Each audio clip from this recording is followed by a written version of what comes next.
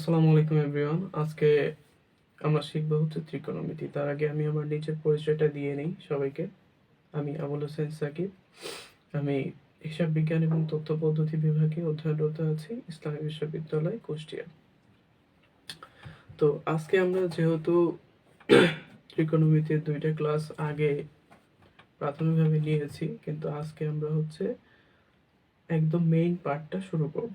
কিভাবে, কোথা থেকে কি হবে না হবে সেটা আজকে একদম ইন ডিটেইলে আমাদেরকে এখানে আলোচনা করা হবে আমাদের এখানে। তো ত্রিকোণমিতি মূলত কি সেটা আগে আমাদের জানার দরকার। আজকের এই লেকচার থেকে যেটা জানতে পারবো সেটা হচ্ছে ত্রিকোণমিতি কি,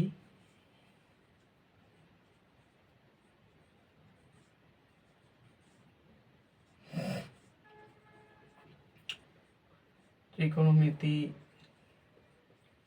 ত্রিকোণমিতিক সূত্রাবলী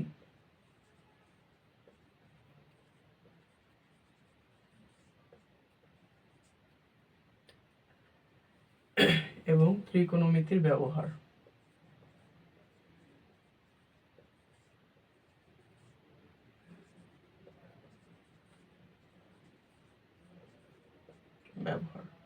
এই 3টা স্টেপই মূলত আজকের ক্লাসের আমাদের আলোচনার মূল বিষয়। ঠিক আছে, 3টা স্টেপে আজকে ক্লাসের মূল বিষয় আলোচনা করব। আসলে ত্রিকোণমিতি কি? ত্রিকোণমিতির মধ্যেই এই ওয়ার্ডটা আছে। ত্রিকোণমিতির ইংরেজি হচ্ছে ট্রিগোনোমেট্রি।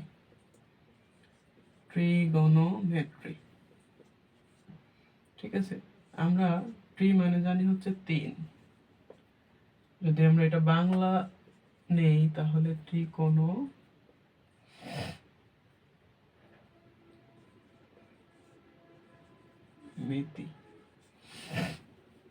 যদি বাংলা করি, ঠিক আছে, তাহলে হয় 3 কোণের পরিমাপ সংক্রান্ত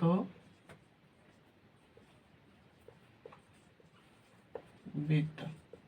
বাট শুধু কিন্তু এটা 3 কোণের পরিমাপ নিয়ে কিন্তু কাজ করে থাকে না। এটা 3 কোণ প্লাস হচ্ছে 3 বাহু নিয়ে কাজ করে থাকে। ঠিক আছে, তো 3 কোণ আর 3 বাহু মূলত ত্রিকোণমিতি আমরা নির্ণয় করে থাকি হচ্ছে সমকোণী ত্রিভুজের বাহুভেদে। এই কোণটা বিষমবাহু ত্রিভুজ। ঠিক আছে, তাহলে ত্রিকোণমিতি করে থাকি হচ্ছে আমরা ত্রিকোণমিতি সমকোণী ত্রিভুজের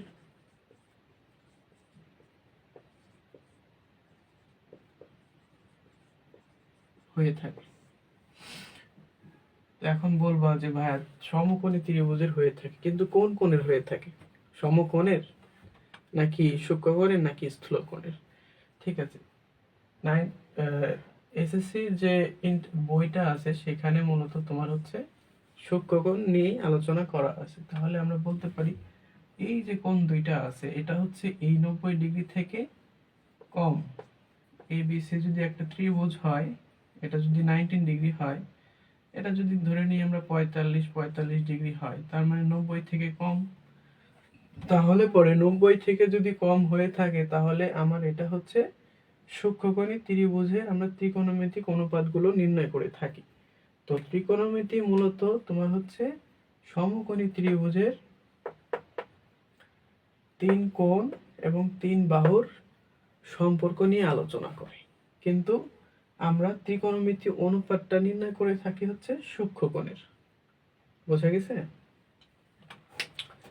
তো আমরা যদি এখন আমরা আসি, সচরাচর দেখবা বইতে উদাহরণ যেটা দেওয়া আছে সেটাতে এভাবে দেওয়া আছে। এটা থিটা ধরেছি আমরা, এটা থিটা ধরেছি, থিটা 1 ধরলাম, এটা থিটা 2 ধরলাম।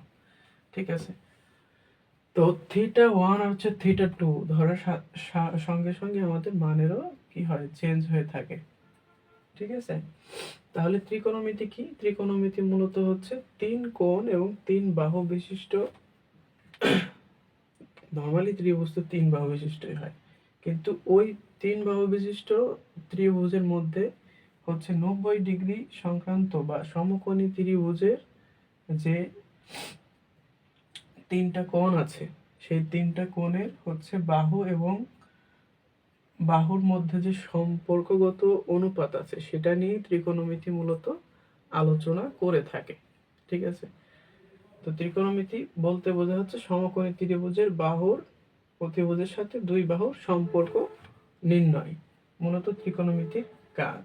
ঠিক আছে, আচ্ছা ভাই, ত্রিকোণমিতি পড়ে কি হবে? ঠিক আছে, ত্রিকোণমিতি পড়ে আসলে ভাই আমি কি করতে পারবো? ঠিক আছে, ত্রিকোণমিতি পড়ে তুমি যে কোনো জিনিসের উচ্চতা মেপে দিতে পারবা, যেটা কত দূরে আছে। আমরা গ্যালাক্সি স্টার বলি, কিংবা তোমার হচ্ছে বড় বড় উঁচু দালান বলি। ঠিক আছে, দশম অধ্যায়ের পরের অধ্যায় যেটা আসবে দূরত্ব এবং উচ্চতা তে আসবে। ধরো এখানে একটা মিনার আছে, ঠিক আছে, তুমি এখানে দাঁড়িয়ে আছো, তো এইখান থেকে তোমার হচ্ছে এই মিনারটা কতটুকু উচ্চতায় আছে এটা তুমি কেমনে বের করবা?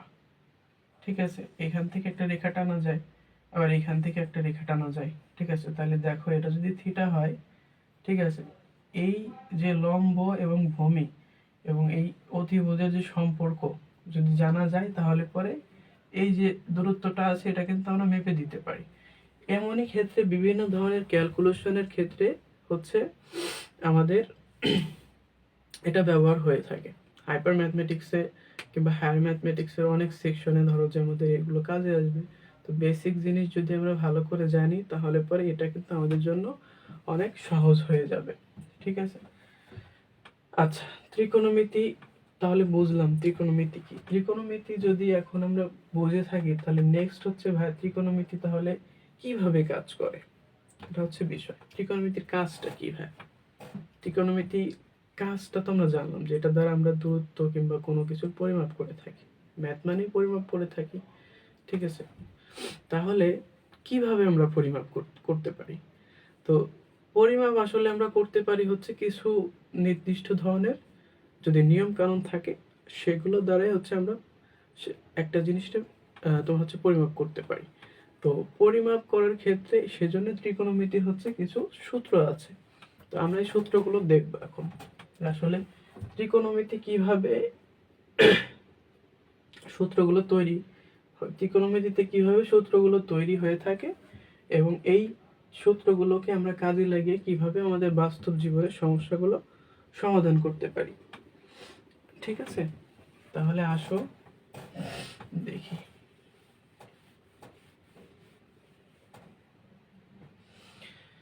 ত্রিকোণমিতি মূলত কাজ করে কি নিয়ে?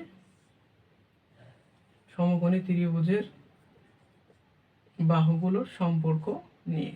আচ্ছা, তাহলে এটা যদি 90 ডিগ্রি হয়, আমি এই কোণের মানটা ধরে নিচ্ছি থিটা। ঠিক আছে, মৌলিক তাহলে মৌলিক সূত্রগুলোর মধ্যে যাবে হচ্ছে ত্রিকোণমিতিক মৌলিক সূত্র।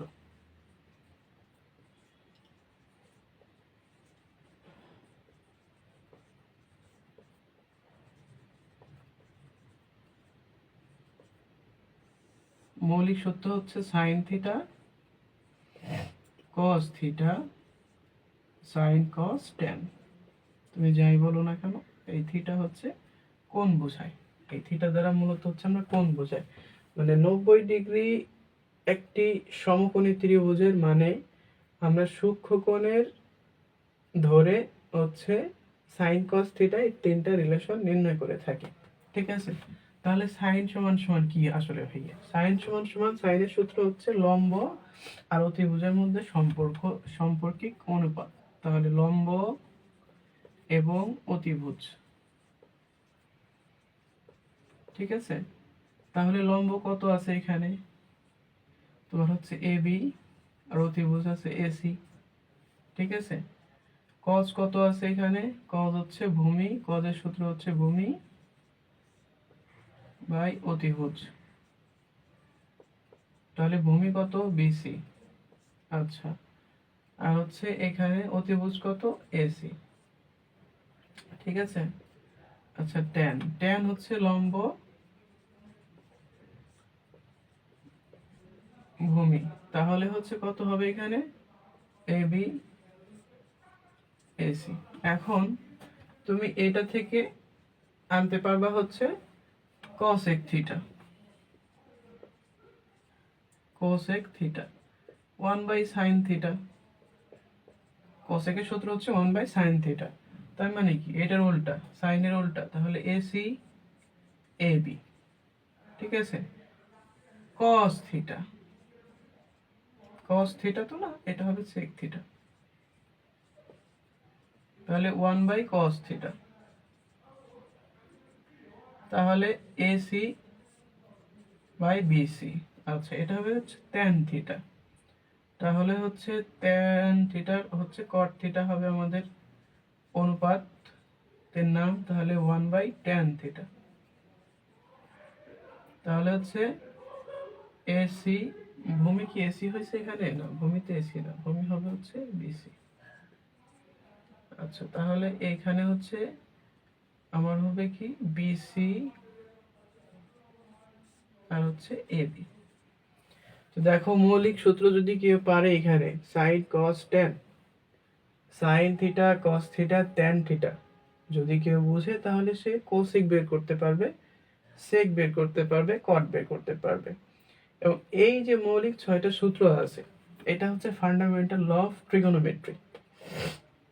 ঠিক আছে, এই 6টা সূত্র দিয়ে তোমার যত অঙ্ক আছে এখান থেকেই ধরো যে মৌলিক সূত্র গুলো দিয়েই তুমি ওই সূত্রগুলো বানাতে পারবা, আর হচ্ছে এবং ওই সূত্রগুলো দিয়ে হচ্ছে তুমি তোমার গাণিতিক সমস্যাগুলো সমাধান করতে পারবা।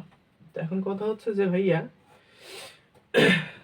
আমরা কিন্তু ত্রিকোণমিতির ব্যবহারটা পড়ে ফেলছি। ত্রিকোণমিতি যে কোনো ধরো বড় ধরনের উচ্চতা, তুমি এক জায়গায় দাঁড়িয়ে আছো, এখান থেকে যদি তোমার কৌণিক মান জানা থাকে তাহলে তুমি ক্যালকুলেশন করে বের করতে পারো আসলে কিভাবে কোনটা দিয়ে করতে হবে। ঠিক আছে, তোমার আগে তুমি কিভাবে ওই কৌণিক মান হলেই হবে শুধু, এগুলোর সম্পর্ক জানা লাগবে না।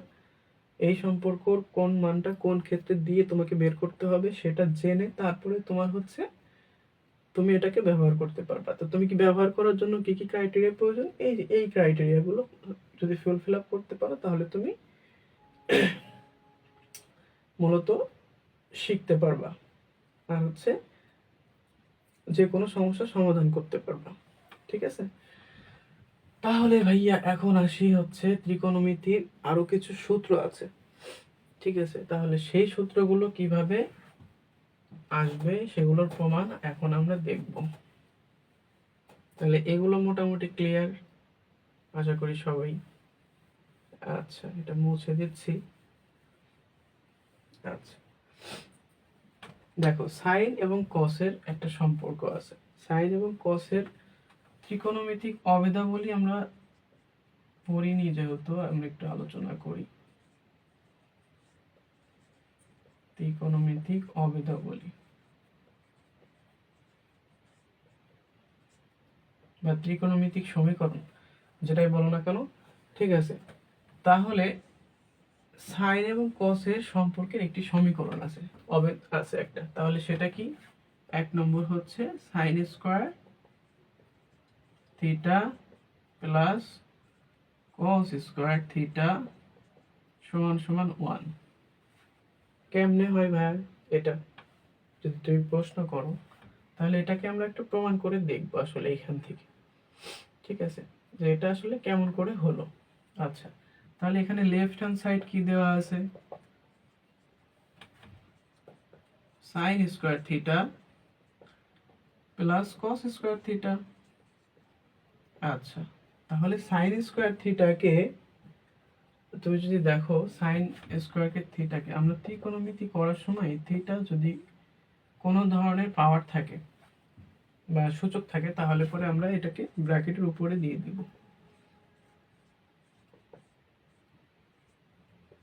তাহলে sine theta square cos theta square হলো। এখন সাইন থিটা সমান কি? এখানে লম্ব এবি আর হচ্ছে অতিভুজ, তাহলে এবি এসি স্কোয়ার। ঠিক আছে, আর হচ্ছে তোমার হচ্ছে কস হচ্ছে বিসি আর হচ্ছে এসি, তাহলে বিসি এবং এসি স্কোয়ার। আচ্ছা ভাইয়া, এখন হচ্ছে এ বি স্কোয়ার এসি স্কোয়ার লিখতে পারি, তাহলে আমরা বিসি স্কোয়ার এসি স্কোয়ার। আচ্ছা, তাহলে এসি স্কোয়ার, এবার এটাকে কমন নিলাম এসি স্কোয়ার, তাহলে এ বি স্কোয়ার প্লাস হচ্ছে বিসি স্কোয়ার। ঠিক আছে, তাহলে দেখো এখন A B square plus BC square সমান সমান হচ্ছে এসি স্কোয়ার আমরা লিখতে পারি। কেন এসি স্কোয়ার লিখলাম? কারণ পিথাগোরাসের উপপাদ্য অনুযায়ী জানি আমরা হচ্ছে যে সমকোণী ত্রিভুজের যদি অতিভুজের উপরে বর্গ অঙ্কিত করি তার ক্ষেত্রফল হবে হচ্ছে এই দুই বাহুর উপর অঙ্কিত বর্গের ক্ষেত্রফলের সমান, সেজন্য আমরা এসি স্কোয়ার নিয়ে আসছি। এবং এটা যদি কাটাকাটি করি এখন, তাহলে এটা হচ্ছে 1, তার মানে এটা হচ্ছে রাইট হ্যান্ড সাইড। ঠিক আছে, বুঝেছো সবাই আশা করি? তাহলে এভাবে কিন্তু আমরা মজার মজার অঙ্কগুলো প্রমাণ করতে পারি এইভাবে। কিন্তু প্রমাণ করার ক্ষেত্রে তুমি যদি নাই জানো যে সাইন থিটা মানে হচ্ছে লম্ব অতিভুজ, কস থিটা মানে হচ্ছে ভূমি অতিভুজ, ঠিক আছে, তুমি কি এটা করতে পারবা? তার মানে কি মৌলিক দিক থেকে আমাদের যৌগিক দিকে আসতে হবে। ঠিক আছে, এটাই ছিল আসলে মূল বিষয় এখানে।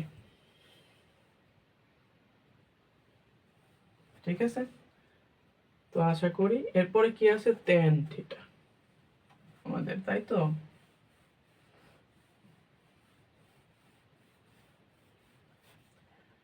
আচ্ছা, এটা তো আমরা প্রমাণ করলাম। আমরা প্রথম তিনটা সূত্র নিয়ে আজকে একটু কাজ করব। ট্যান থিটা সমান সমান কি পড়ছো তুমি এখানে? লম্ব বাই ভূমি, তাই না? আমি এটাকে যদি বলি সাইন থিটা প্লাস হচ্ছে কস থিটা, হ্যাঁ বলেন কি এটা কি হয় নাকি কখন? সম্ভব ভাই, গণিতে সম্ভব। ঠিক আছে, এখানে যদি তুমি এটা প্রমাণ করতে পারো তাহলে এটা যদি সাইন স্কয়ার কস স্কয়ার প্রমাণ করতে পারো, এটা প্রমাণ করা যাবে। আমি এমনি এমনি বলি নাই। ঠিক আছে, তোমাদের সূত্র আছে, তাহলে এটা আমরা এখন প্রমাণ করে দেখব। ঠিক আছে, তাহলে তোমার হচ্ছে ট্যান থিটা সমান সমান কি আমরা লিখে ফেলি প্রথমে। ট্যান থিটা সমান সমান আমরা জানি হচ্ছে লম্ব বাই হচ্ছে ভূমি। ঠিক আছে, তাহলে এটা না দিই, এটা করলে বেশি হয়ে যাবে।